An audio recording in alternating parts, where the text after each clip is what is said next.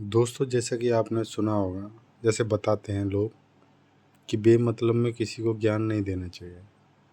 Actually आपको क्या लगता है कि देना चाहिए कि नहीं देना चाहिए? मेरे हिसाब से नहीं देना चाहिए। क्यों? क्योंकि कोई मतलब नहीं है। अगर कोई सामने वाला है जिसको ज्ञान नहीं चाहिए, तो उसको देने से कोई मतलब नहीं है। और जिसको चाहिए वो जहाँ भी मिलेगा वो ढूंढ लेगा। ये एक हकीकत बात है। जैसे क्लास में, जैसे स्कूल में पढ़ते हैं, जैसे क्लास में सारे बच्चे रहते हैं, तो सारे बच्चे तो होशियार नहीं रहते ना। कुछ बच्चे होशियार रहते हैं। उसकी वजह क्या है?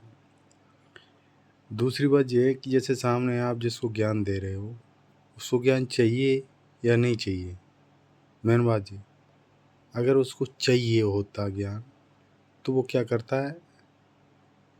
खोजने की कोशिश करता है। तो उससे क्या रहता है? उसकी सोच बढ़ती है और उसका ज्ञान का जो दायरा है वो बढ़ता है। तो उससे ये फर्क पड़ता है, जैसे आप ज्ञान दोगे तो उसको समझेगा। जैसे मैं आपको एक एग्जांपल देता हूँ। जैसे आप इंडिया के बाहर के रहने वाले हो, आप हिंदी नहीं जानते, या आप इंडिया के रहने वाले इंग्लिश नहीं जानते, तो इंग्लिश की आप किताब उठाना, इंग्लिश की किताब पढ़ना, आप समझोगे, हल्का फुल्का समझोगे, पूरी तरह नहीं समझोगे। आप उतना ही समझोगे जितना आपको ज्ञान है इंग्लिश का। आप इंग्लिश की किताब में उतना ही समझोगे। आप टोटल पढ़ लोगे पूरी स्टोरी, आपको लास्ट में थोड़ा सा सारांश पता चलेगा कि इसमें क्या हो रहा है इस स्टोरी में। लेकिन आप एक एक शब्द का मतलब नहीं समझ पाओगे। क्यों? क्योंकि आपको इंग्लिश का उतना ज्ञान नहीं है, इसीलिए आप नहीं समझ पाओगे।